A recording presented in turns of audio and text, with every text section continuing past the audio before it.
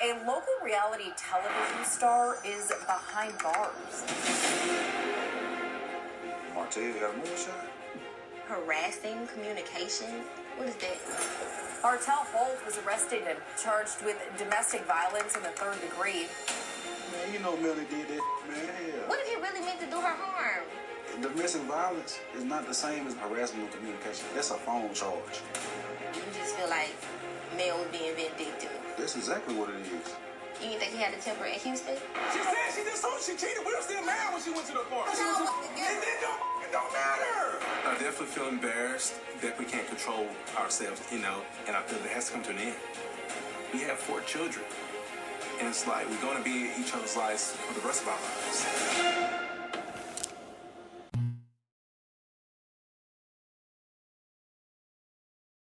Copyright disclaimer under Section 107 of the Copyright Act 1976. Allowance is made for fair use for purposes such as criticism, comment, news reporting, scholarship, and research. Fair use is a use permitted by copyright statute that might otherwise be infringing. Nonprofit, educational, or personal use tips the balance in favor of fair use. Thank you. Now enjoy the show. Hello, everybody. Welcome back to another episode of RAERAEs Review. This will be regarding Love and Marriage Huntsville, Season 8, Episode 1 and 2, with my homegirl, Erin. Say hello to the people, girl. Hey everybody, how is everyone doing? Yay! So glad to have you again. I know we've been reviewing Drag Race, which will be coming up very soon in a few days, but we're going to jump into this Love and Girl. It's going to be a good season. I don't know about you. Yes. My mouth is a little watering a little bit because, girl, it's some ish going on. Oh my God. No, it didn't start well. But before we begin, I would like to take a moment for your subscribers to know that I would like to congratulate you on your upcoming graduation. And because, everybody needs to know you're over 100 subscribers. Yay! They need to know that RAERAE all day is a boss lady that not only works full time and does her pop culture commentary, but it's also furthering her education, her management, climbing up the ladder of accomplishment. Yes, no, I need to affirm my friend, and all of you, please congratulate her. We just need to celebrate. It's a wonderful day, and I'm just very inspired and proud of my friend who's had this diligent work ethic that, truly, boss lady, this woman here, everybody that we're listening to is legitimate, authentic, certified in that status. Oh, I'm cheesing. My mouth hurt me. I gotta close my cheek a little bit. Yes, well, you deserve it, my friend. Yes, you really, honestly, truly. Now, even though the school runs, the way they run, currently I am magna cum laude, borderline summa cum laude, just the FYI if anybody wasn't knowing. Yes, thank you. Yes, so celebration, everybody. Put it in the comments. Pop, pop, pop, pop. Thank you. I appreciate it. Yes. I appreciate it. Now, if only Martell could pass his open book test. Oh! We may have another celebration, but he around there getting arrested and carrying on because the first episode is called Arrested Development, and this ties in very good to why his behind girl. Listen, you too old to be getting arrested. Number one. And number two, I'm just going in already because we done found out a long time ago, but since we talking about it now, girl,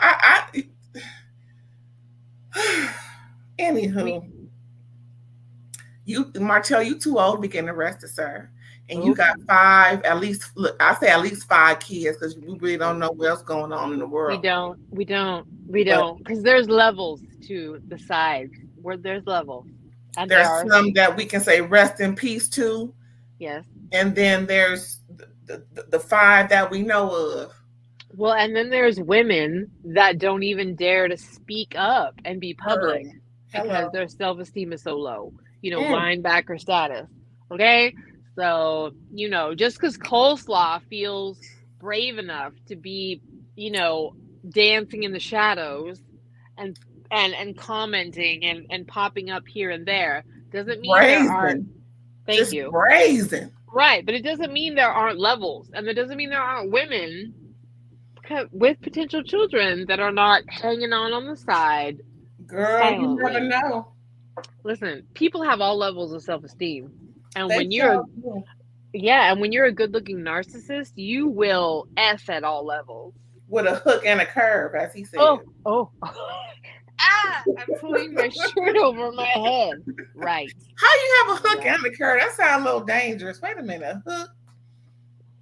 Listen, I don't care what you have. Like, I don't care what kind of bait and switch tackle, tallywag, anchor, whatever you have. If you are that effing mean, I don't care what I don't care if you have Joseline Stevie J Beefcake. I don't. True that. Yeah. And you're stupid and broke. Don't give me the trifecta. Exclamation point on all of it.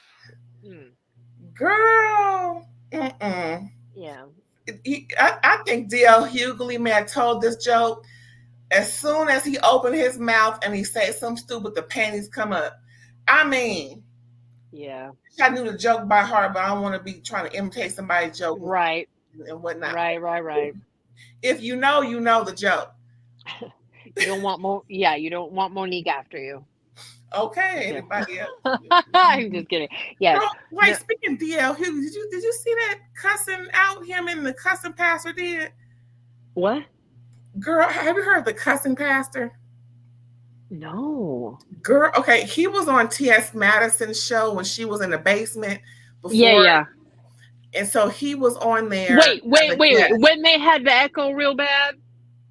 Probably, but I don't remember. Okay, I'm just saying because I love T.S. Madison. Me very too. Much. Shout out. PHAG Talk, Craig the Writer, yes. T.S. Madison. However, and I'll say this to Oliver Twixt as well, who's her producer, and Mo. The echo. I gotta meet Mo, girl. I gotta meet Mo. Hey, yes. Mo, listen. Hey, Mo. Hey, girl. But anyway, yeah, no, don't.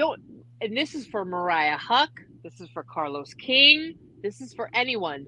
Don't call yourself a professional and have an echo in your space. Okay? I'm sorry. Just listen.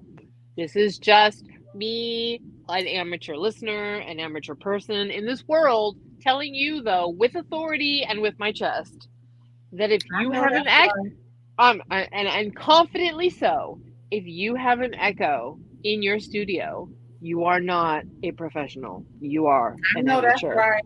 You are an amateur. Period. Point blank. And let's continue. Exactly. Yeah. No. Don't. Yeah. There's no room for major sound issues at a professional level. There's far too much equipment available, and the most basic of sound checks would prevent you from having any of those errors. But I digress. Exactly. I digress. Now, the one we just had is perfectly fine for this level of production. So yes, thank you. Listen, we are amateurs on the way to professionalism, and as we ascend, all of those things, they will correct themselves. But hey, I agree. When two or more agree, it shall be done. Woo, girl, we started to go in. What were we saying? Yeah. Martell. So we are here. We are ready to open with the mess. Okay, so pretty much episode 1, right? If I didn't say already, welcome. Thank you for coming in because we just started going in on stuff. But thank you for tuning in, y'all.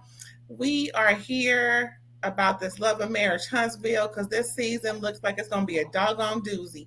And we started off, it's episode 1, where Melody felt the need to get security, get all kind of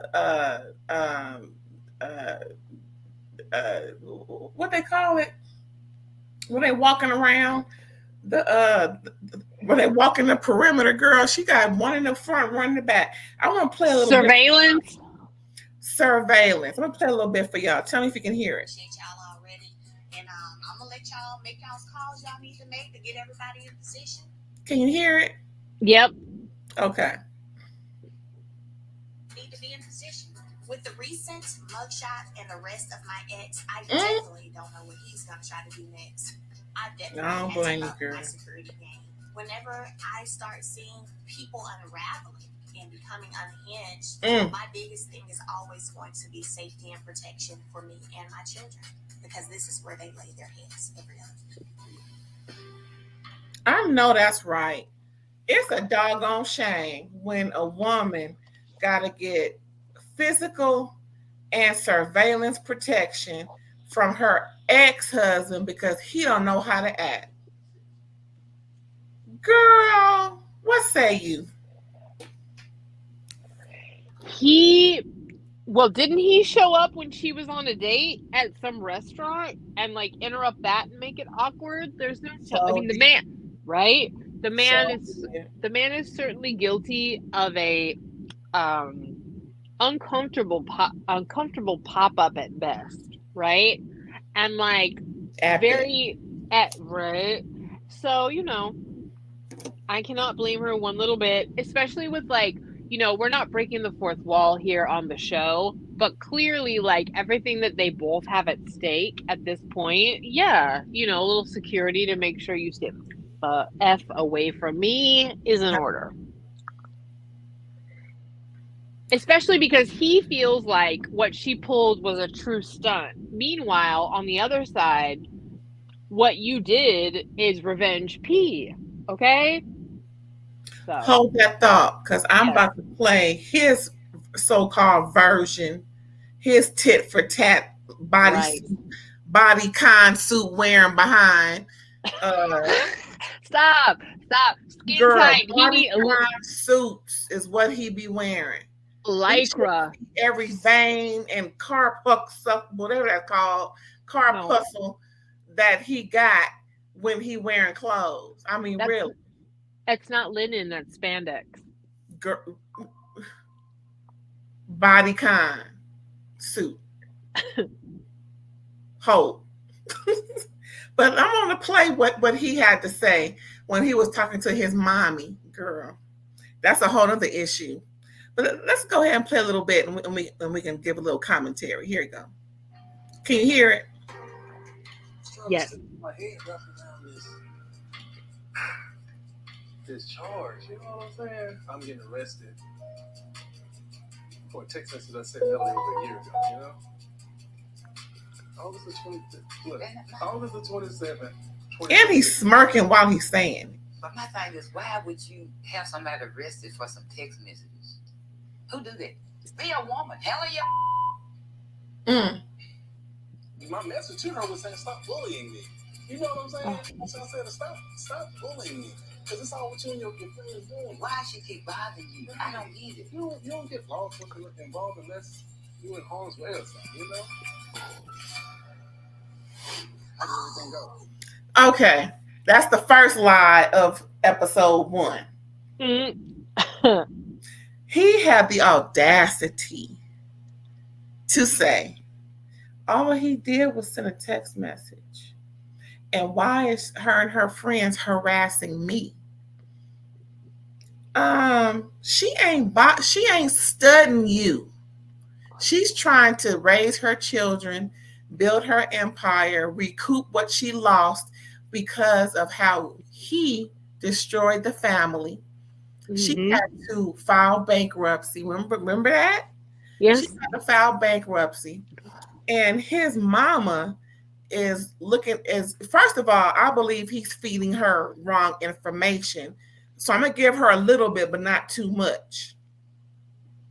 because she doesn't have all the vital information as we know it, as what he should have communicated during that time. He's given her a fluff to get her on his side so that she can badmouth his ex-wife, which is what he wants everyone to do because he's receiving so much of the brunt of everything.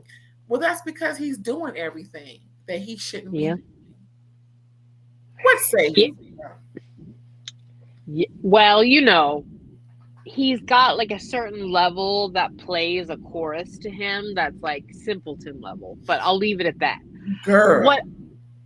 Here's my main point. What I want Martell to stop doing is trying to slut shame his ex-wife as though proving anything she did would trump him, which it will not. It will not. It will not. You had a whole child with a mistress. So proving she cheated, proving she sucked someone else's D, proving anything won't out-trump what you did. You can't slut shame your wife above what you've done yourself. You have a whole baby walking around. So stop doing that.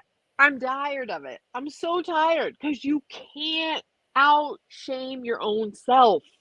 So any attempt you make is just another nail in your coffin, and I need you to stop. And I need you to move on, truly, because that's the only way you can possibly save yourself from yourself in this entire situation. It doesn't matter if Melody got upside down and did some Samantha shit from Sex and the City. It doesn't matter. She didn't have a baby with someone else. And you did. So you're done. You're done.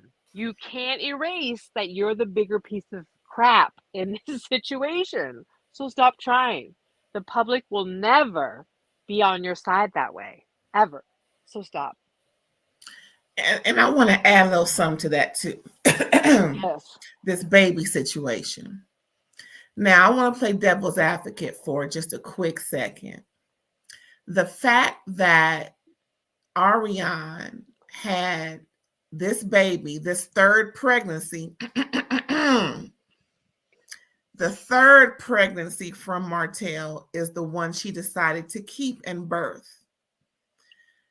She was pregnant at the same time Melody was pregnant, which would have been Melody and Martell's fifth child. But Melody decided not to have the baby. Now, one could say Melody did not have the baby out of spite for not wanting to be pregnant at the same time as Martell. And his fifth child's mother had the baby out of spite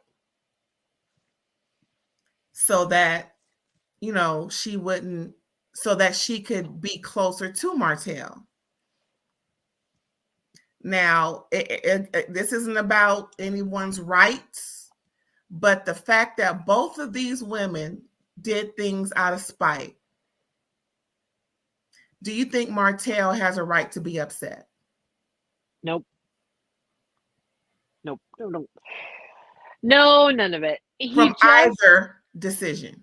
No. If he were really any caliber of a human being, other than like the garbage pail kid that he is, he really, honestly, he would just be like, I messed up, and just like start fresh. Like wipe the slate clean. Even if you want to be a narcissist, just don't let anybody bring up the past. Be like, I messed up. I ruined my family. I got new ones, whatever. Don't talk about it anymore. I'm doing new, right? We're enough seasons in, Martell, that you could literally like banish people from constantly throwing your child and your outside baby in your face and doing all that, right? You could.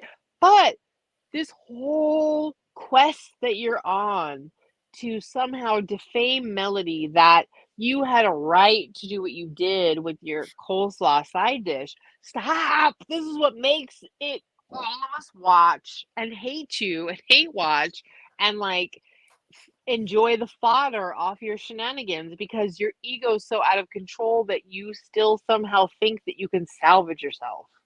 And you Right. cannot. You cannot. And a wiser man would simply lay down, accept defeat, and move on because, like, ultimately, proving what kind of wife Mel was to you is irrelevant now. It's irrelevant It is. because she was reacting to. It wasn't like she was initiating the behaviors and the anger off of just because she wanted to. Well, and not only that, but you're divorced. So any like nuance aside, you're divorced. So you can just start fresh from that point forward. So you don't need to prove anything about Mel's conduct during your marriage because it's over. I can't stand a tit for tat type of person. Well, anyway. and listen, like I said before, you're never going to win this argument. You have an outside child walking around this earth and Mel doesn't. So you lose. Period. Hello. No matter what kind of shenanigans, video, you know, anything you come up with will not trump Knox or whatever his name is now. I don't know if it's Knox still. I think it's something else, but whatever. Maverick. I think it's Maverick now. I think he's Maverick. Anyway, sorry.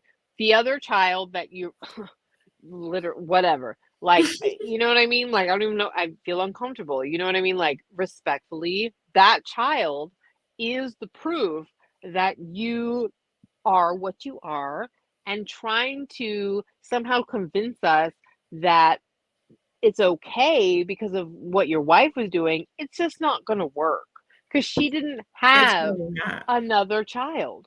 She didn't. And ultimately, now you guys are divorced. So stop trying to slut shame. Okay, for 3 going on 4 years now. Thank you. Stop trying to slut shame any woman that's attached to you because you are the SLUT, sir. Clearly. And apparently we're going to find out more about that with the trainer that's Girl. Okay? Okay, this coming week is going to come out. Yeah, I want to play the rest of that convo with him and his mom. I just want to hear a little bit more. Okay, I'm going to go ahead and show. Hell no. Yeah. Baby, I had to come. Because I'm like, no, who does this? This is your children's father. So I want to point something out. Kids in the garden. I pick my kids up from school, drop one of them off the tennis, and I told myself, I said, let me go pick up this document from the records department. Left my 2 kids in the car to run and grab the report, and they told me I had a warrant for my arrest. Called my mom immediately. And again, I didn't even know what I was being arrested for at that time. You know, being arrested for, text messaging, harassing communications. That threw me for a loop. And Malia looked at me. She's like, Dad, what's wrong? Malia, she always knows something. Oh, yeah. And I didn't even know what to tell her. So I got to go ahead and talk, And that was it. So I just turned myself in from there. That's heartbreaking. Right. Because these children shouldn't have to go through no crap like that. Yeah. Because whatever go on between you and Millie, that's between y'all. Yeah. Them kids ain't got nothing to do with it. Yeah. All this is affecting them. I know it. Them seeing their father being arrested. And you ain't even what you did ain't got nothing to do with the kids. I know it's got a part of it because you their dad, but still, kids are kids. These are kids. They're not grown. They don't understand this life. So I'm worried, like, why does she keep on doing stuff? I do feel that Melly is fueled by evil right now, I feel it's motivated by, her wanting to get full custody of the kids when we know good well and hell they need their father more than they need a mom. I mean, they need a mom.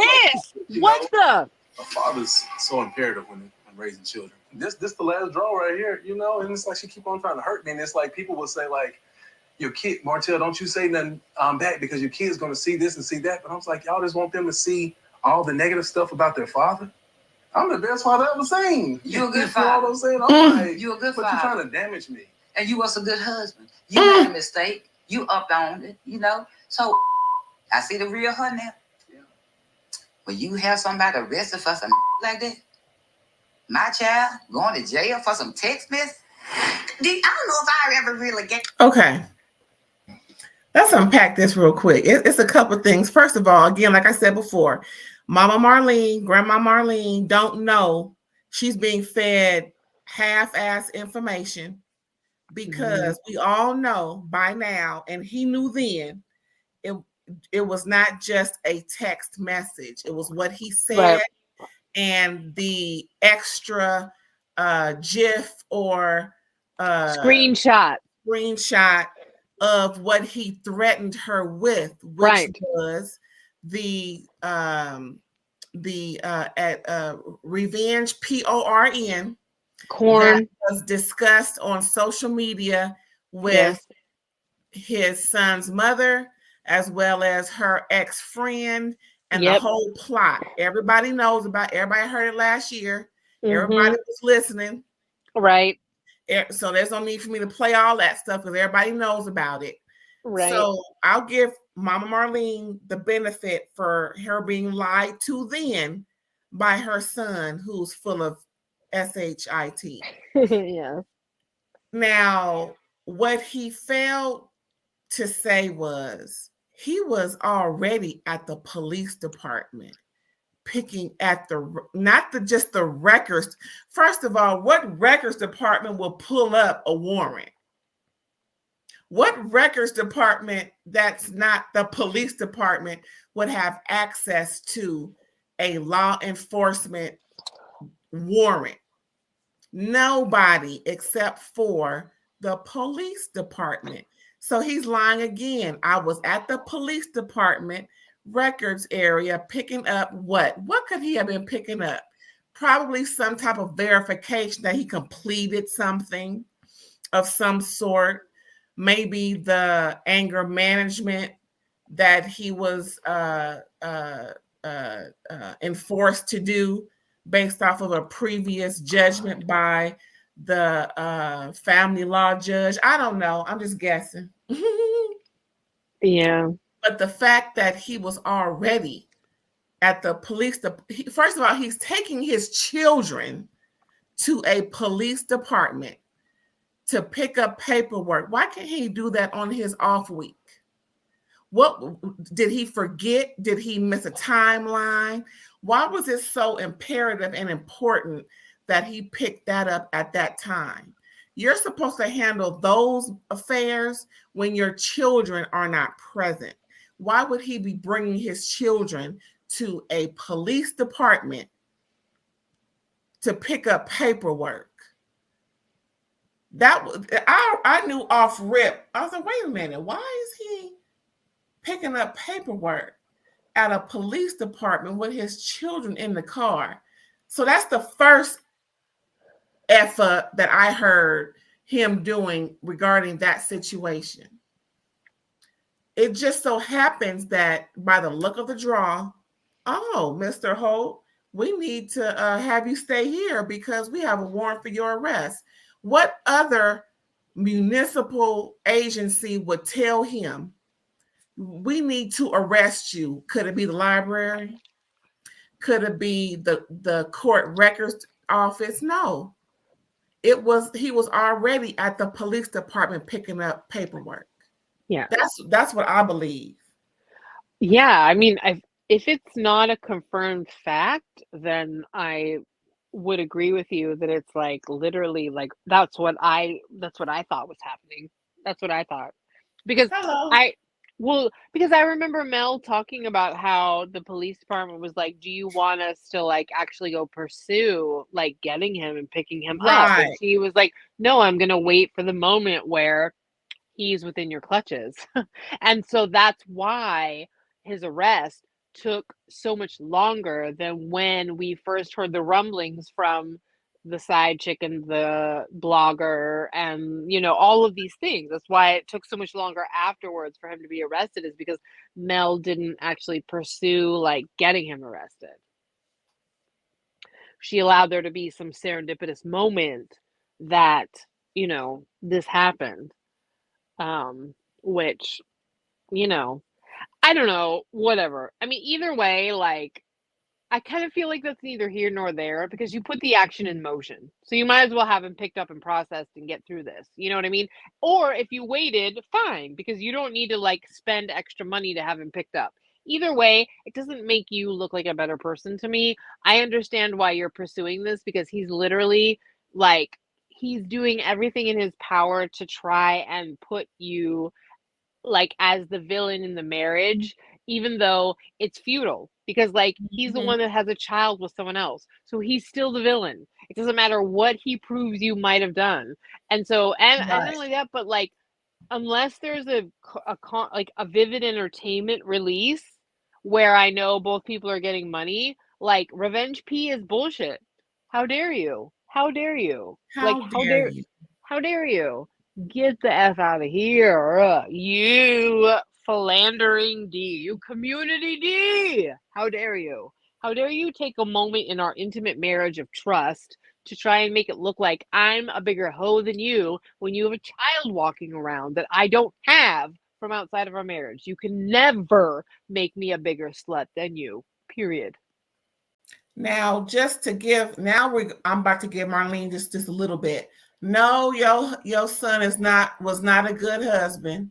Right. I don't know from what was shown on television, he was not a good husband. How he spoke to her, calling her a HOE at outside a Black restaurant when they were getting a divorce, when she was demanding that he sign the divorce papers, from him yelling at her all loud and obnoxiously because she made a song about him. Oh, well, yeah, your feelings are hurt, but you're supposed to be a man and just take it under the chin because you effed up. And furthermore, to try and just bash her as a mother, not to mention going on what's the Tasha K's channel and just give all this information, and not to mention allegedly giving information to your son's mother about her alleged childhood traumas. That right there took the MF and cake from me. How dare you? No, he's not. He was not a good husband. No, he's not a good person. And for him to, and for all those allegations that are in court documents about what his children are saying about him, that right there should let you know that he needs more therapy because of what his children are saying, not what Melody is saying. So Mama Marlene, Grandma Marlene, I ain't gonna even give you no other names folks is giving you. But what I will say, if you listen, what I will say to you is you need to stop feeding Martell the nipple and talk to him. I understand you may not want to give him the riot act on TV, but you damn sure need to stop coddling him on TV because he is 40-something years old and acting like he's 12. Yeah. So perhaps it started in the home because you're still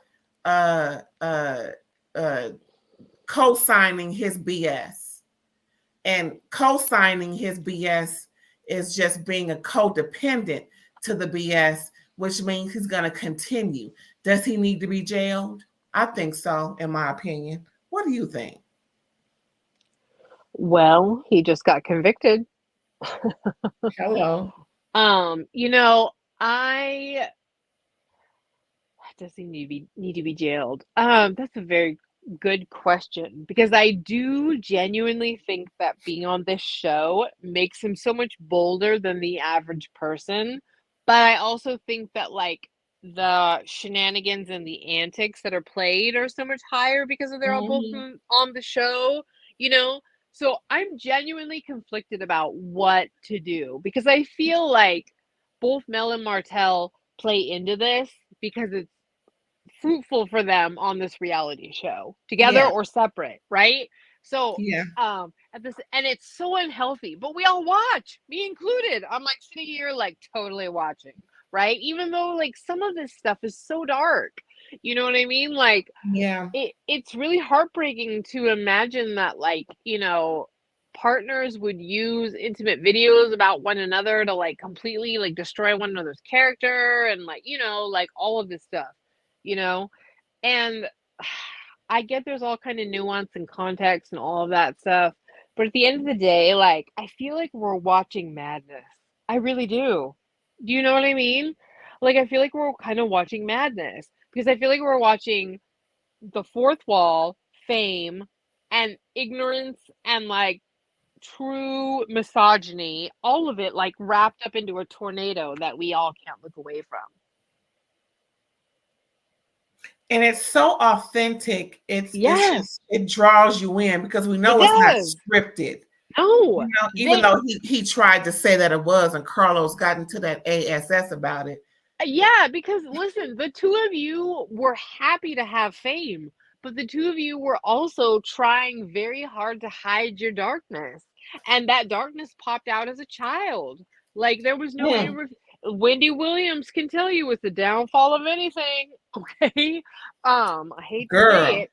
Okay. Listen, but like when there's irrefutable evidence of darkness, which unfortunately comes in the form of an innocent child, like, you know, we're watching a lot of garbage. And like, you know, it was fun when you and Martell were united and you were Scallop Head and he was like dumb Martell and you guys were, you know, thank you, shout out Alexander Rogers, but like, you know, we were like watching the two of you try to pretend that you had this great everything. But now that we've seen behind it, like, it's really sad and dark. It really is. It just is. So, I mean, yeah, I do feel like Martell maybe deserves to go to jail because I feel like he doesn't understand the level of like, you cannot do that. Right. So, I mean, you know, I understand that like maybe Mel is a lot of things. Maybe she is. Maybe she's a lot of annoying things.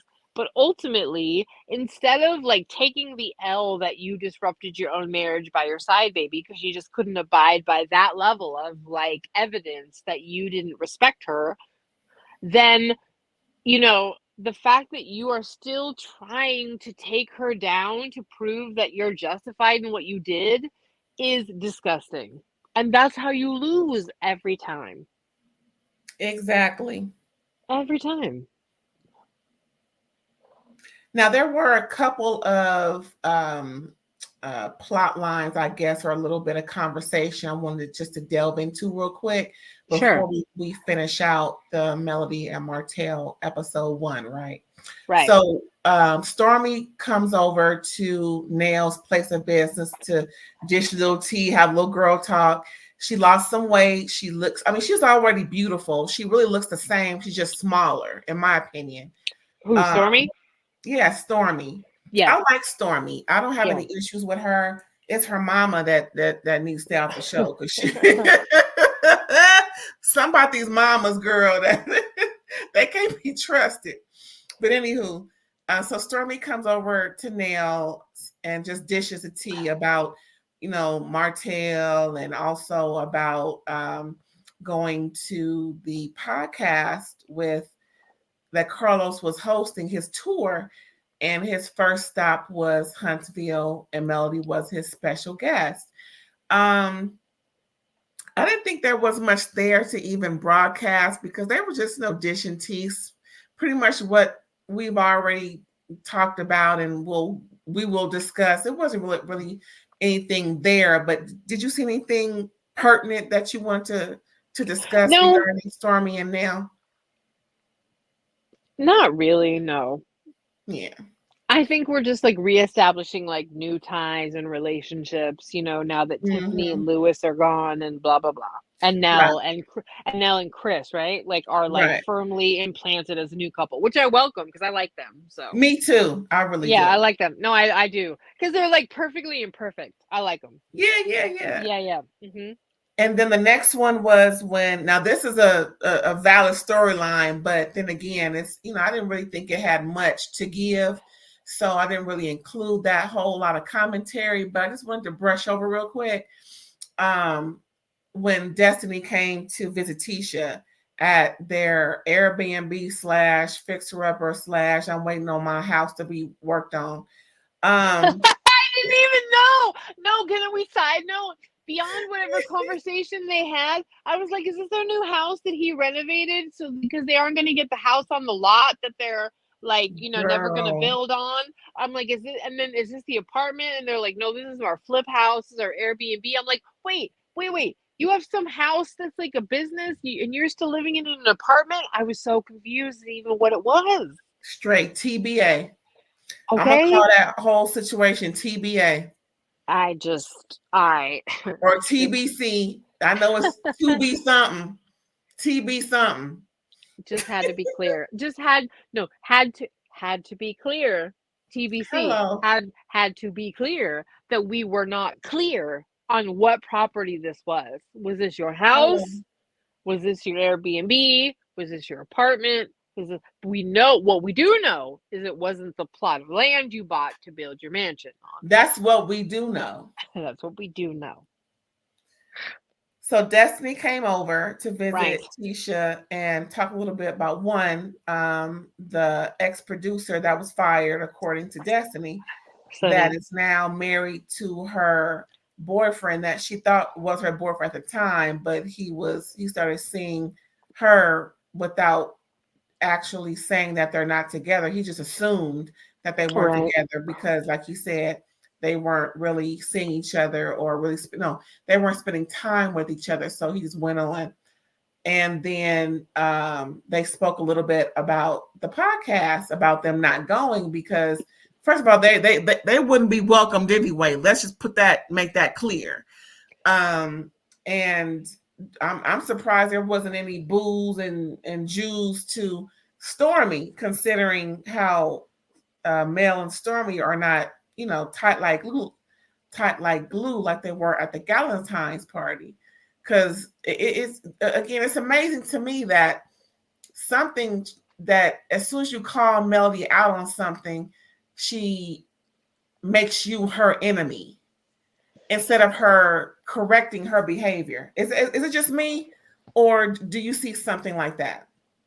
Well, I definitely see it with whatever alliances she's trying to build with new folks, right? Because I like Stormi as well. I feel like there is and I know she's having some controversy with her, body glaze, and like I know everybody's trying to turn her into a fraud, but there's something about her on camera that rings kind of like very authentic.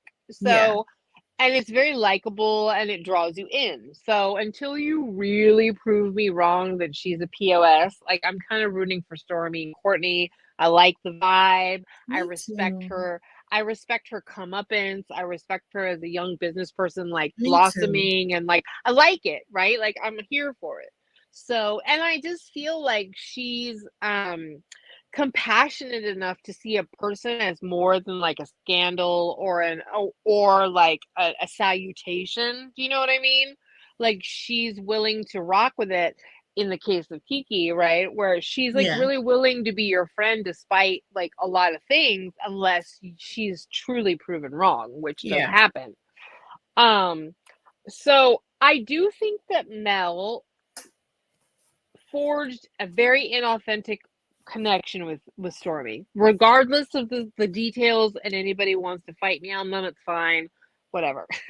I just feel like Stormi caught that Mel was not genuine, and I respect that. Yeah I think that with the Stormi situation, with the Destiny situation, I really do think that Mel never thought of Destiny as her friend. Once the divorce started happening, she started to consider Destiny Martell's friend because I think she expected Destiny to be on her side and not be and not have the loyalty that Destiny has for Martell during all of this. I really did think that she would expect Destiny to have more of a girl code and be her friend because of all the wrongdoing that he did. So I think she just distanced herself, because at that meeting or that lunch that they had, Destiny felt blindsided by all of that. She didn't think that she wouldn't fathom that Melody felt that way about her but it is what it is. And it was kind of cold-hearted the way Melody did her. I'm gonna have to be 100 about it. Like Melody said, I'm 100. I'm 100. I really do think Melody didn't give Destiny a proper didn't have a proper conversation about how she felt, or at least it wasn't aired so that Destiny can truly understand where Melody was coming from. She just treated her like she treated her as if Destiny was an enemy, like she did Tisha. I don't think Melody has like genuine, honest conversations with like anybody. I think that's kind of the problem. Do you know what I mean? Like, I feel like people enter into friendships or alliances with her knowing full well that this woman is jockeying and positioning herself on the show at all times. You know what I mean? And so I feel like Destiny originally thought this should be pretty simple, right? We've been friends for years. I'm on your side. Like, I'm friends with both of you. Like, I think that like it seemed very simple to Destiny, and then it became very clear. Like, Mel was like, "Oh no, I'm playing chess with you, and bitch, and you're in the way," blah, blah, you know. Yeah. And you know, and then I think Destiny's life got messy AF too, you know. So but like I do think it's very interesting because like if there's some kind of like like they're kind of playing that like Destiny and Martell are flirting with each other, or like he's trying to hit it, or they did hit it, or whatever. And I'm like, yeah, that's kind of tacky, you know. Well, if that's the case, then I don't blame Mel 1% for being like, you're collateral damage. I'm putting you over to the Martell side because I think that you know what I mean? Like, because if you are divorcing someone and you're friends with a girl that you think that would fuck your ex if they could, then you would immediately put them like as collateral damage, would you not? You know, I think Mel has a false sense of reality because she said the same thing about Melonika, only because Melonika slept with Martell when they were in high school. And I think that's everybody. why Melonika didn't come back, because Melonika was married, is married at the time that Melody was putting all that stuff out. And I think Mel was saying that out of spite, out of anger, out of confusion, out of hurt, out of pain. I really do think that, you know, she resented Melonika for finding out later on, but Melonika warned her before she was getting married. That's why Melonika backed out, because Martell was trying to get with her employees. And Melonika knew how much of a dog he was then. She told Melody. Melody didn't want to listen. So again, Melody's taking out her frustrations out where they should be going. You know, I even though she wants to be a girl's girl, she really has some growing up to do in regards to that. Because this is the second relationship, Melonika and Destiny, that she took out on them when the actual anger should be towards Martell, in my opinion. He's been a dog from the jump. The jump. How old was Mel when she got married to him? 22 or something like that. Thank you. That's what a predator does, is finds a woman exactly that age. So it's not too young that you're like total pedophile, but it's young enough that they don't know any better. And if you can't control them, then you break them. And if you can't break them, you discard them and you get something else. Hello. Here we are. We're watching a very bitter, ugly cycle. And now we're about to watch it again with this bodybuilder. You know, throw her into the mix. Oh, I can't wait till episode 6. Yeah. So, you know, listen, I mean, let's be real. The Destiny Sunny Moses storyline is far more interesting than anything Destiny, Melody, and Martell have going on. Although I am side-eyeing the chemistry between Destiny and Martell. I don't think there is any sexual chemistry. I think Destiny doesn't want Martell at all in that way. Because she knows he's that much of a POS. I mean, I just don't think she thinks of him like that. I hope not. Girl, I don't see it. I don't think she has any inner feelings. I think that's just some mess that I don't know what Destiny would do. You know, it's easy to say that, and it's really trifling, in my opinion, for a male to say that about Destiny, considering Destiny was her friend. Destiny had loyalty for Melody, and Destiny doesn't deserve that type of reputation, because if that was the case, she would have addressed Destiny during her marriage if she thought that there was anything happening. I just think that because Destiny is a beautiful girl and she was friends with her husband, that Melody is saying these things, in my opinion. I also think Melody is 100% willing to rustle up a far-fetched rumor for TV time. That too. And has no problem with that. So, Mm-hmm. you know, I really do. So, you know, but I also feel like if after all the dust has settled, if Destiny and Martell have any kind of chemistry that's been like new-founded, then like game on. I'll watch it. I'll consume it. But I don't think so. But I really don't feel like before any time, and I do feel like it's anything is being played up for the cameras. I'll just say that. I do feel like any insinuation about impropriety between them is truly Carlos King magic. I really don't think that that's the issue.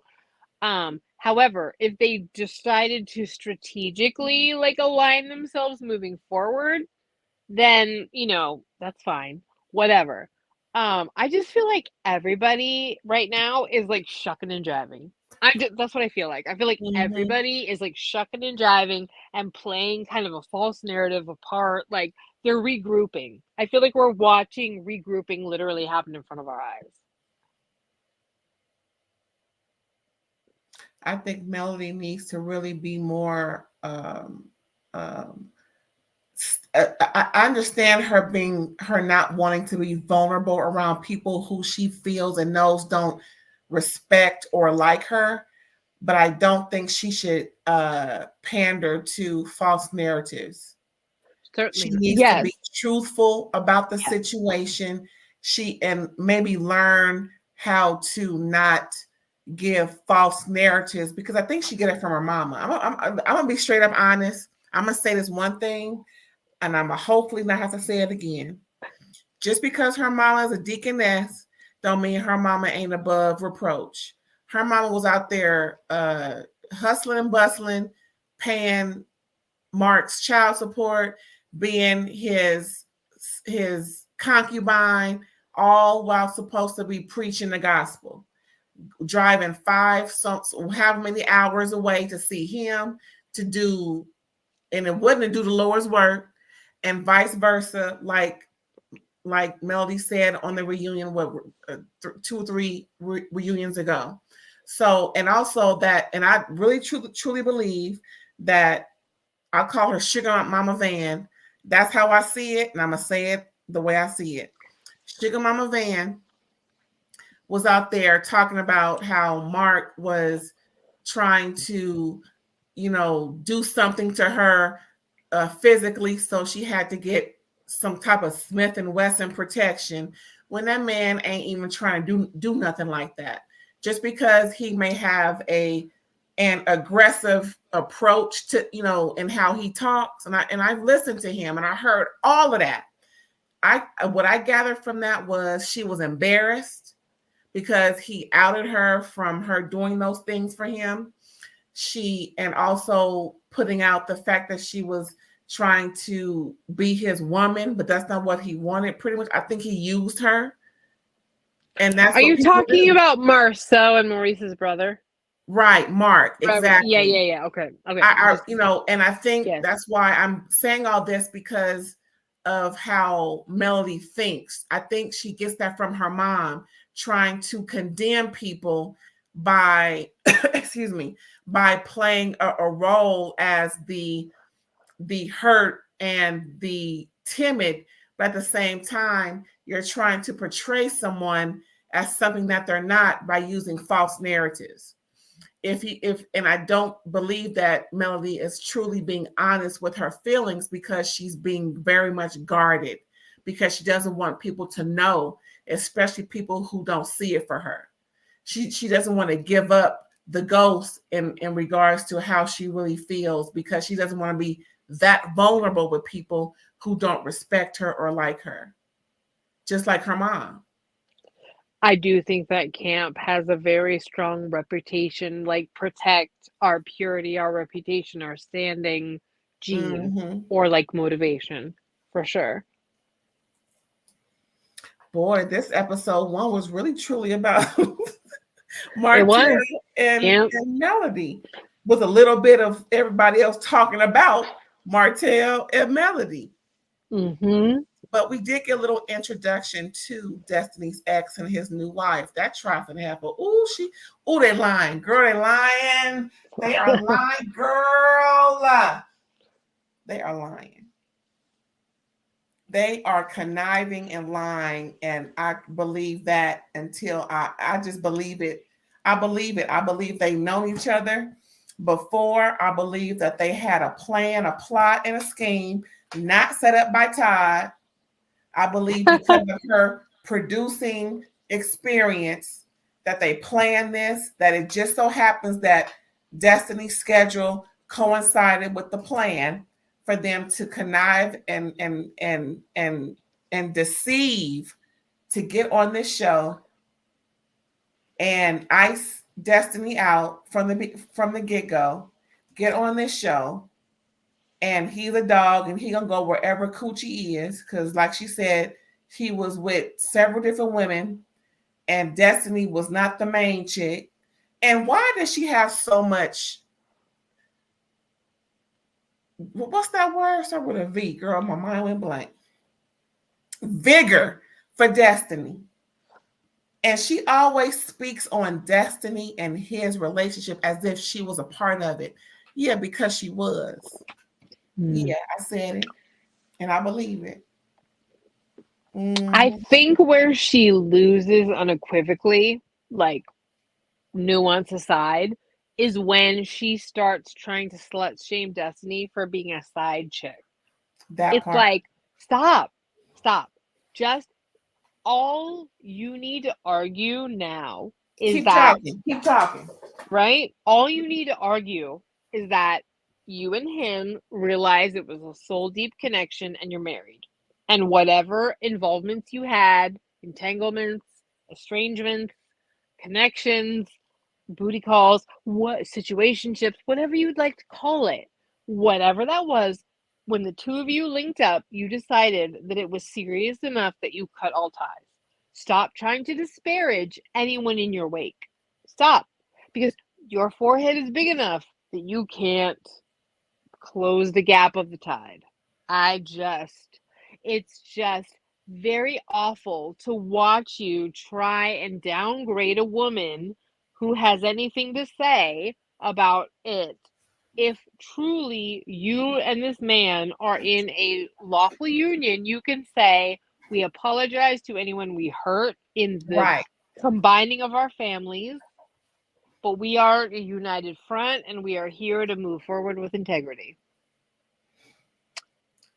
But that's not what's happening in any way, shape, or form. Because slut shaming anyone from the past makes you look like a POS. Makes you look like a dummy. Makes you look like a dummy. A dummy. There's too much vigor. Yeah. Oh, yeah. Her production expertise. Yes. I mean, she's coming at Destiny as if, she stole her man. I mean, and in a way, I think she did. I think she has some resentment because, and it's always the cute girl who gets the brunt of it. Let's just be honest. And I'm really not trying to put looks on the thing, but it's always the cute girls who get talked about the worst. I mean, Sunny is an attractive woman. She's just making poor choices to accentuate and yet diminish certain parts of her. She is not an ugly woman in any way. It's just shocking as a producer for her lack of like self-editing about her appearance and what she presents to the audience. It's just okay. So that's what I'm willing to say about that. And honestly, too, because she is a professional and she knows how important that kind of shit is.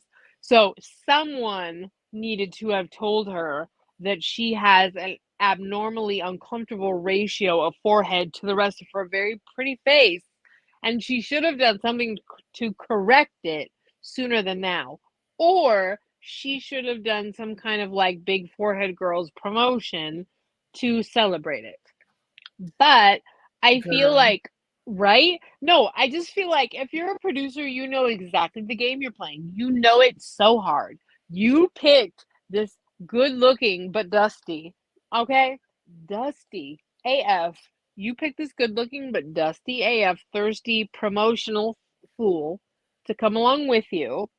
And you were willing to construct and play with whatever drama came on his heels like misshapen mistletoe. You know? I just feel like she knows. And so it's like, are you wearing no bangs because you want people to openly make fun of you? Or are you, I don't know, whatever. What it really feels like, and this is just the energy that's being given to me, is that you are desperate, regardless of whether or not we were together or whatever. You had the inside track to how we were all thinking and feeling, and you use that to your advantage to get what Right. you wanted, bitch. And now here you Right. sit. So don't you dare disparage Destiny because you stepped off her back and her confessions like Right. Usher to you with some herpes. Let's count, Ooh. carry it along. Listen, there's herpes in this storyline. Let's not right. Like there's something clean in the milk, Moses. Okay, you have some blood in that basket. All right, I'm just saying that like everybody thought they knew what the f they were doing with this storyline. I feel like Sunny pitched to Moses, I know what I'm doing. Align with me. I'm a producer. We're gonna get on the show. We're gonna do this. We're gonna rock this. Whatever. I feel like Destiny was like, what the f? You and I were dating. You were dating, and I feel like he was dating Destiny because he wanted to get on the show too. Because he's an ain't shit ninja who, you know what I mean? Like Exactly. he's what he is. Good looking, trying to hockey stick off an opportunity to get out of his own financial lackadaisical misery. Because, like he said, he and Destiny were still together when he started messing with her. And I truly believe, like I said before, they were messing with each other probably as long as Destiny and him were, and probably during his marriage, as she tried to claim Destiny was a side chick. Talking about check the timeline. Heifer, please. Mm-hmm. How about you were in their relationship? And again, I think that she refers to Destiny as the side chick because she believes she was the main chick. And all of this is so dumb because ultimately you're all in the Ho Nation rotation. You're all community. So whatever title you want to cling to, whether it be wife, girlfriend, whatever, get out of here. If he's not being faithful, you are what you are. Like, or it's not even you are what you are. You're in the situation you're in. So whatever Sunny tries to do to detract from Destiny's place before she moved in, it falls on deaf ears for me because I'm like, Sunny, the more you try to shade any woman in his life before he got with you, he's a community man. It's very obvious. Community, right? So just hold on to that slippery D and say, no matter what has transpired in the past, we are moving forward. We are moving forward. Just like Martell, we are moving forward. We aren't trying to defamate anyone's character around us to make it look like what we've done is okay. We're not trying to do that because we're just trying to move forward. That's what people who haven't done something egregiously wrong typically do. Right. And here we see some folks who are continually trying to take the legs out of under other people to make themselves look good. And that just, to me, as a viewer, it just doesn't work. I don't give a It shit. doesn't. It doesn't work, especially when there's malice intent involved. Yeah. There's nothing genuine, or the intent is not for a positive or amicable outcome. It's for the betterment of whoever is being malicious, which most likely means that they're conniving, lying, and trying to get over on one or more people in the matter. And it's very obvious to us. Just so you know, any of you on reality television, if you're listening, just want to let you know, it's very obvious to us. You aren't fooling anyone. You ain't fooling Mother Nature. No, we're watching you going, really? Everybody's picking folks apart with their own opinion, and everybody is right. Mm-hmm. Everybody has a valid pick apart. Yes. Yeah. Oh so my goodness. I just wish people would figure out how to scoop it all up, rise above, and move on. I feel like the lesser characters do know how to do that, like Maurice, more so. This season, that's what they're doing.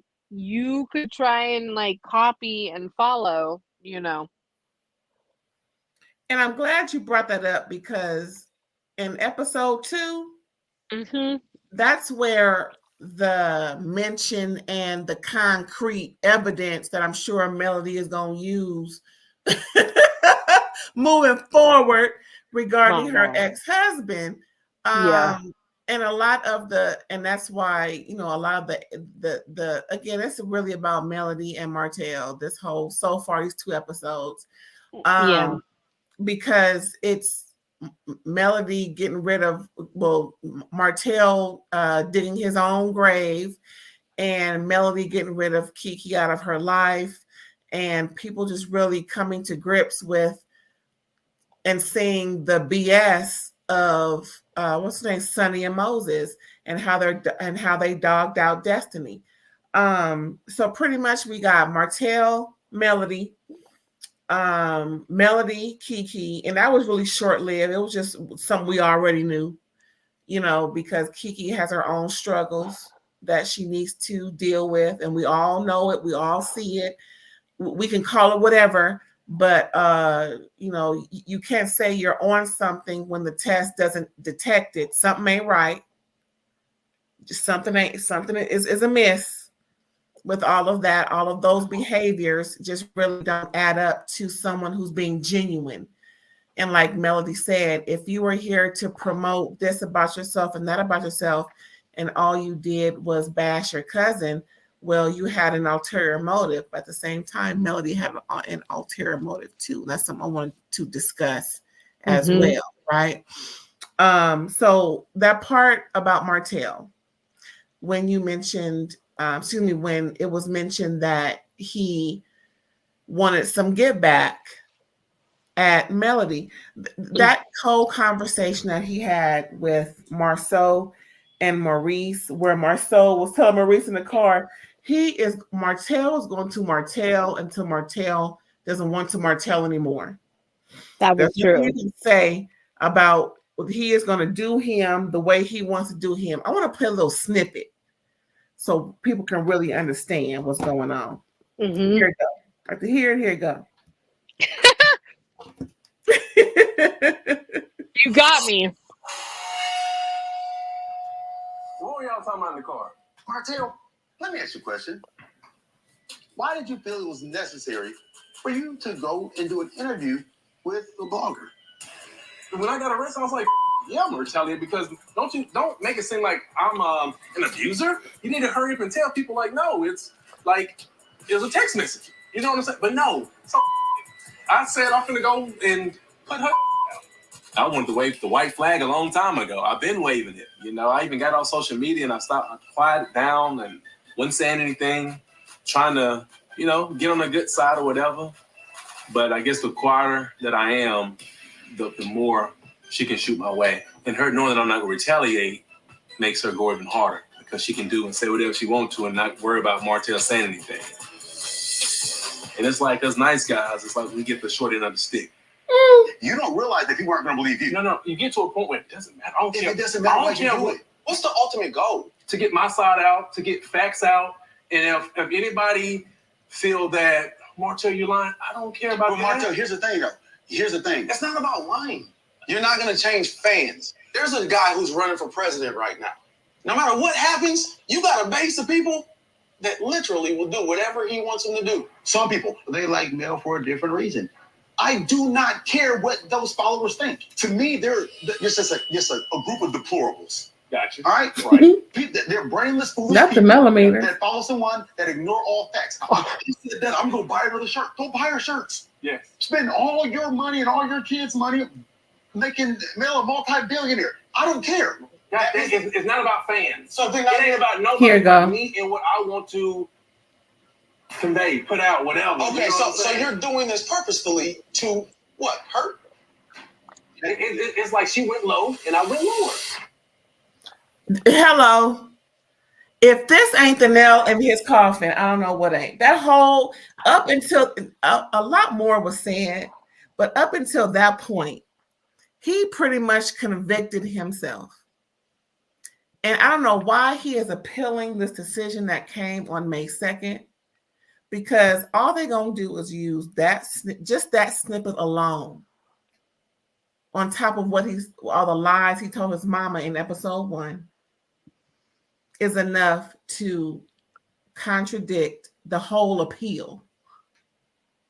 I am floored. I am dumbfounded. I am just in awe that he thinks, and I truly believe he believed what he's saying, that he is the innocent good guy in all of this.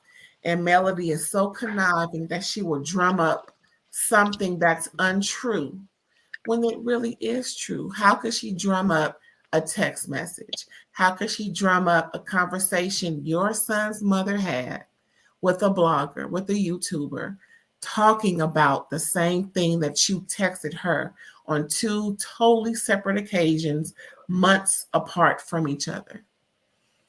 And then a third party came in that discussed the plot that the baby mama was trying to get her to do to help them out, so that Melody will look like the liar he's trying to portray that she is. I am just, you couldn't have written this any better than how this played out. What say you?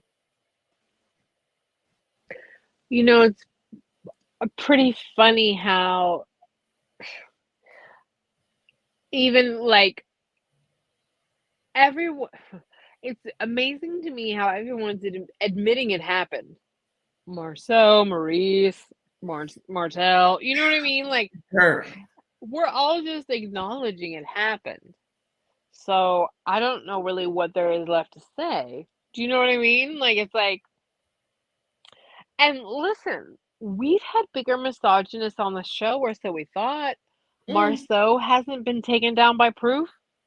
But like, you know, like, and Martell is like proudly admitting, I don't know, like my mind is getting blown here. You know what I mean? Like we're at a level where it's like, what's even happening? You know?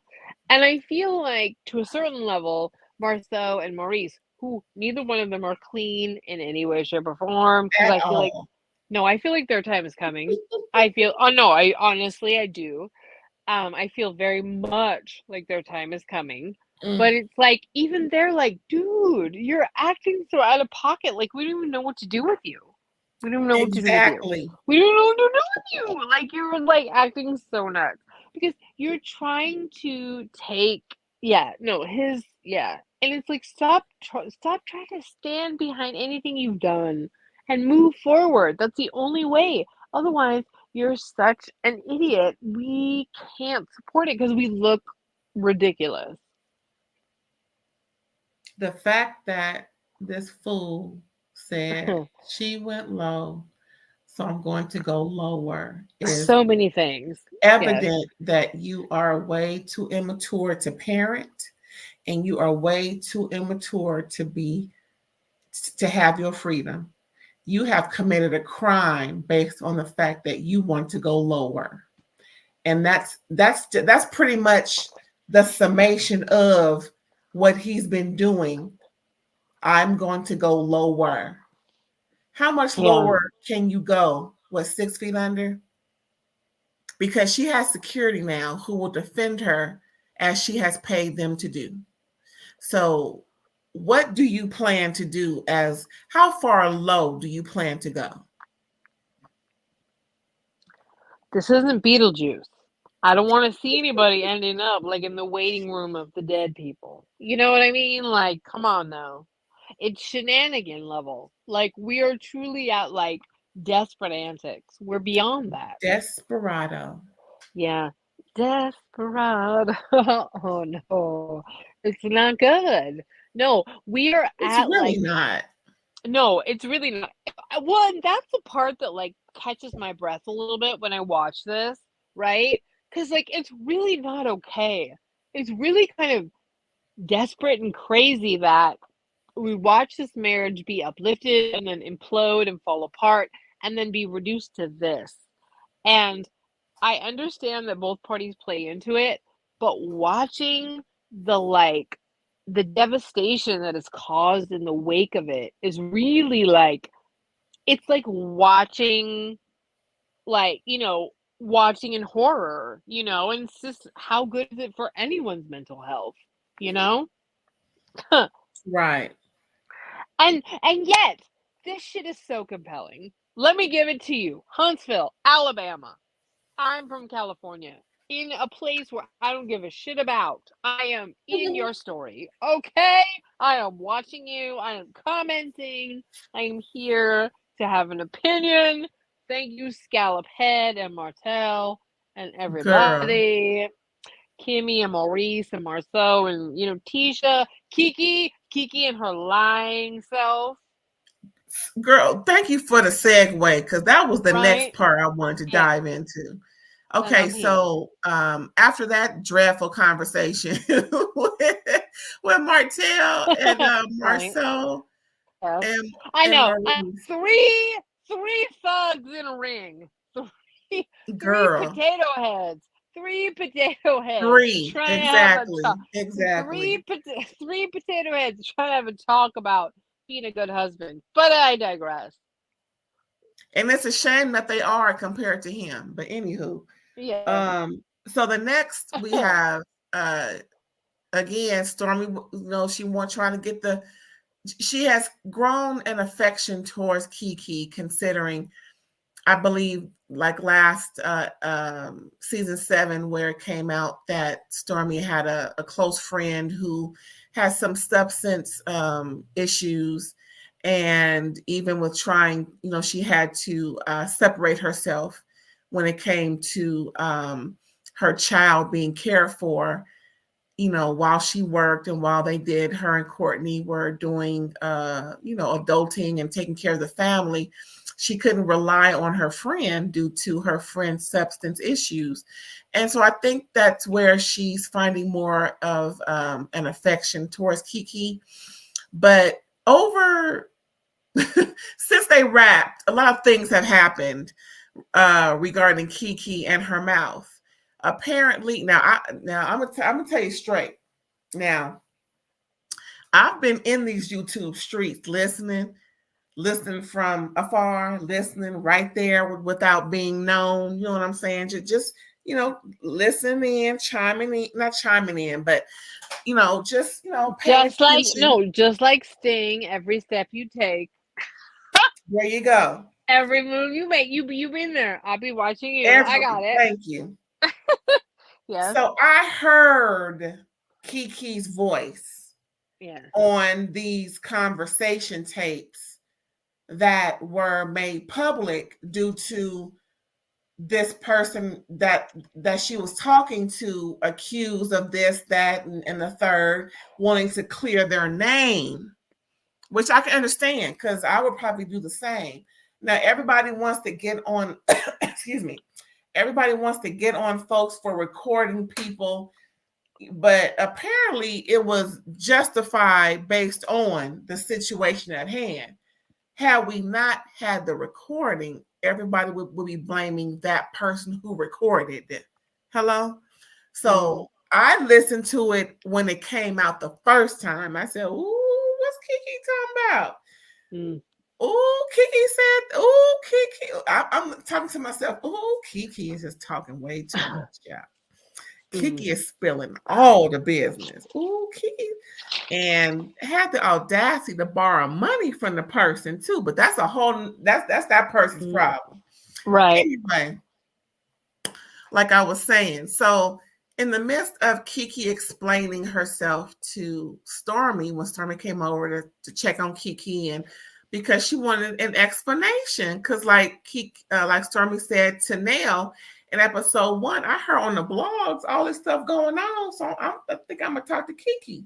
So she's talking to Keke, and she gets some info from Keke that she didn't believe, because she, like me, knew that was her voice talking, but Keke blamed it on her mama. OMG. How could, and it's so funny that the episode came out on Mother's Day weekend.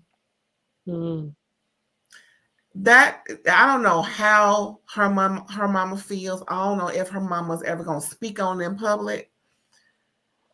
But that could, to me, that would just be the most hurtful thing, is to be blamed for something I didn't do. But I think everybody knows, everybody who heard it knows that it was not Keke's mama. It was actually Keke saying those things that Mel decided not to be friends with her for. And why Stormi didn't believe what Keke said. She wanted Keke to own up to it. Because we all know in a 12-step program, I'm going to take it back. Those of us who do know, in a 12-step program, there's accountability within that 12 steps. Without accountability, there can be no healing. And as long as the lies continue, the substance use, abuse, or dependence will continue. You have to break free, break the chain, break free from all of that bondage that holds you up under that substance. Now, that's how I feel about it. Now you can research 12-step program all you want to, look it up if you want. But what I know is I want Keke to break bondage of all that's holding her back, and get right with herself, get right with her family, and stop lying on her mama. What'd you get from that conversation that Stormi had with Keke? I would like them, first and foremost, I would like them to address the drug test that didn't have any proof positive of methadone in Keke's system.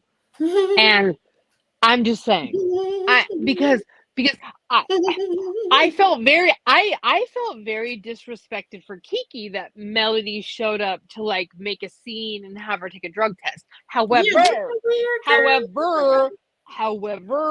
with the R from the Sandlot, however, there's no methadone showing there. Yes, there should be something popping up. So I'm just a little bit uncomfortable with Keke's position coming into the season, because I just feel like, based on last season, we just don't really know what the motives are. We don't know what the situation is. And I feel like, yet, even though we don't know what the motives are, we do. I feel like Keke is posturing to give herself whatever chance she has to be on television, sober or not.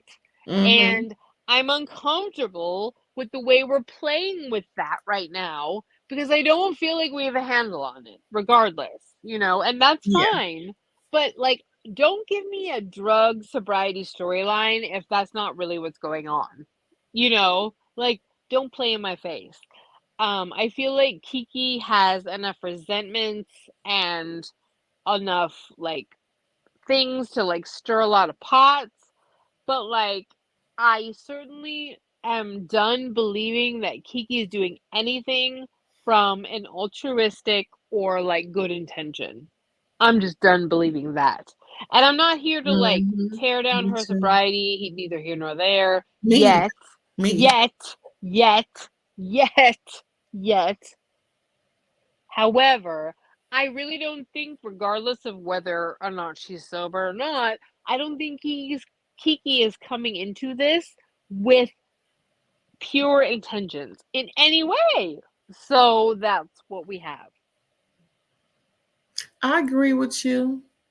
And I believe Keke's talking to the bloggers. Girl. Okay? So there we go. On your couch with your bland ass walls. And for Mel to say I'm giving you space, I don't know. That was like a trifling scene to me. I was like, who cares? Honestly, Mel, you're just as fake as Keke is. Honestly, the two of you got together to like start some shit, and if the two of you part, it's to whatever. Like ultimately, the two of you, I believe, above anybody, have your own best interests at heart. You know, like you maybe, I really do. So like you guys breaking up, Mel saying she can't trust you, I don't really care. Like I'm kind of like eye roll. Like really? Okay. I mean, yeah. You know, just to piggyback, Melody Cherie Rogers brought Keke Jabbar on She sure did. To mess with Tisha, to prove Tisha wrong, because at that time, Tisha was giving so much pushback about there is no infidelity within my marriage. It's just yours. Remember that? And all of a sudden, Keke is here, invited in by Melody.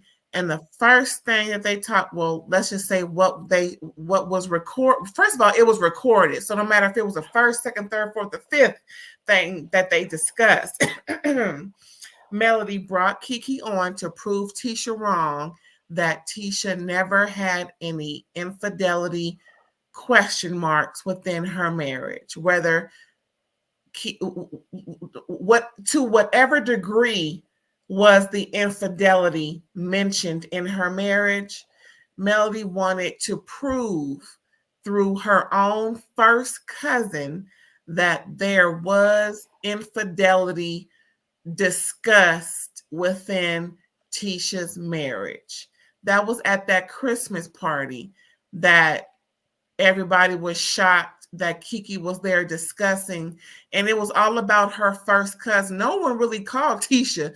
It was just your first cousin, because it was, trifling of you, Keke Jabbar, to talk about your first cousin in that respect if you say you valued your first cousin the way you say you did. So all of that, like you said, that fluff, I call fluff, that Melody Cherie Rogers gave Keke as a send-off when Keke came to visit her. I believe Melody Cherie Rogers used her for that reason. And when she couldn't use her anymore, she was done. And then tried to play like, well, you wanted to come on about this, that, and the third, about, wanting to tell your story. But let's talk about why you brought her on. That's the part that you didn't say, Melody Cherie Rogers. Well, I brought you on to discuss your cousin's so-called infidelity. Yeah, I think you forgot to mention that. So again, like I mentioned before, she got it from her mama. It's about the words that she uses and the narratives that she wants to portray. Yeah, that may be true, that she also wanted to go on TV to talk about a book or her sobriety, but the main reason was to discredit Tisha Scott. Yeah. I stand on that 10 toes. Well, you ain't Melody. It just doesn't look good either way. Do you know what I mean? Like it just doesn't look good either way. It So doesn't. It just doesn't. It doesn't.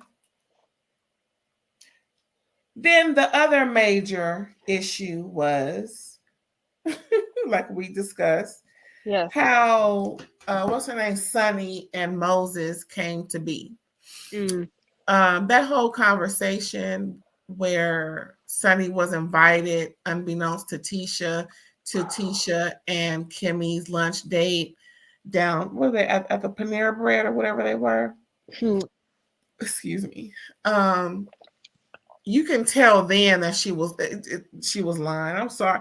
I just don't believe that they were not already conspiring during the time that, even before Destiny, all that talk about, oh yeah, I will see her every now and again at family functions. I believe it's true that she told Destiny that they were cousins. I can't wait for later on in the season for everything, hopefully everything to be cleared up. I don't believe Destiny would deliberately lie. I believe Destiny has an accurate accounting of things. I've never known her to not be forthcoming with whatever she says to be the truth, outside of hiding, the issues between her and her former husband due to a court order, which is reasonable. It's just too convenient that first you say I never really paid attention to him, but oh yeah, I saw him. He was nice looking, but I just kept the other way. See, it's always, oh yeah, but with Sunny. It's always a caveat with Sunny. And then when he kept stressing the fact, he meaning Moses, kept stressing the fact of the 7 months later, Destiny wasn't paying no attention to me. So, but you said that you were still a couple. You never technically quit Destiny. You guys never quit, but you got with her. So, and for the simple fact that she said that she felt uncomfortable at first. If it was all on the up and up, why would you feel uncomfortable, Miss Sunny? What say you? I just wish there was no there was no tearing down of Destiny in the spiel. I just wish that you were like, I get we got to play games, we got to do shenanigans, we need drama for the show, whatever. But like, just at least accept and show us that you understand that like trying to take the legs out of Destiny makes you look shitty. I don't know. It just you've given us very many points to make you easily dislikable. That's all I gotta say. I don't know. So I could give you the benefit of the doubt, except that like it just doesn't feel good to watch when a woman that has a man dumps all over a woman that doesn't. It looks hateful. So understand that and move accordingly. Exactly. It just looks spiteful, hateful, yucky. We don't like it. As an audience, we don't like it. We really don't, because so far we all on Destiny's side. Yeah. I'm like, that's your choice. Girl, like you don't know how you looking in these streets. Yeah.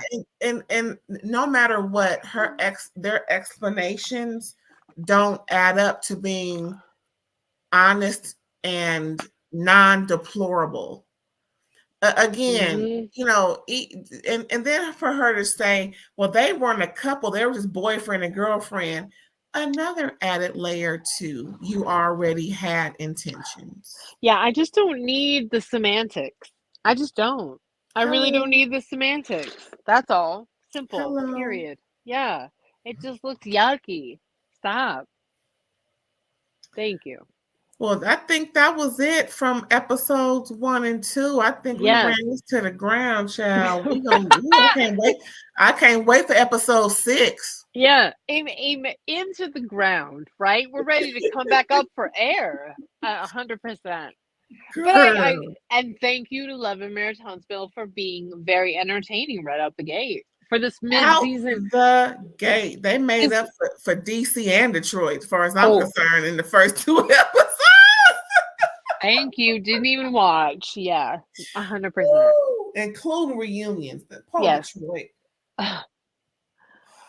Poor Detroit. But anywho, I think that was it. Any last words on these fools on this show? No, just that thank you, and I'll be watching. And I just want to say, where is Uncle Sam with his fine ass? I mean, I'm just saying, and no disrespect to his wife, but Uncle Sam is fine. That's Martell's uncle. That man is fine. I like looking at fine men. That's just me. I'm strictly dickly, and it is what it is. And if you look good, I like looking at you. So where is Uncle Sam? And furthermore, what happened to Inez Wine? What happened to these bodycon suit deals? What's going on? Who knows? Bodycon. Who knows? That's his knows? new name. Bodycon suit hope. Yeah. Yep. Bodycon Martell. Well, anywho, y'all, thanks for tuning in. I hope you enjoyed this review of Love and Marriage Huntsville, Season 8, Episodes 1 and 2 with my girl, Erin. Let us know where we can find you, Mama. Social media or wherever. Check me out on Instagram at psychic_ELB. If you're interested in getting a psychic reading, we've got some messages from the universe for you. But otherwise, check me out on RAERAES all day or Alexander Rogers occasionally for a few little guest pop-ins. We are all connected. We are all biffas. Yes, so, biffas for life, girl. Right? Yes. Anyway, but here you can always check me out as a welcome guest spot on RAERAES all day. And again, like I said, shout out a little congratulations to our girl for stepping up and like taking it to the next level, girl boss graduation style. Thank you. Class of 2024. Yeah. Yes. I think I may put a little something out on I think I may have a little reel for my graduation. Put a little thing out there. Awesome. But yeah, y'all, thanks for tuning in. Please come back and see us again. And don't forget, we will be reviewing Drag Race All-Star Season, was it 9? Yes. All-Star Season 9, which is premiering this weekend, May 17th. We may or may not get with it because, again, like my girl said, it's a graduation weekend, so we may not be sober enough to go ahead and give a good review. But we will get with you next week, definitely, at the latest for that season, All-Star Season 9, Episode 1 review. Thanks again to my girl for joining me. And if you please like, comment, subscribe if you haven't already, and share it with your folks. We're going to be back with you real soon. And thanks again. Have a good one. Bye, y'all. Bye.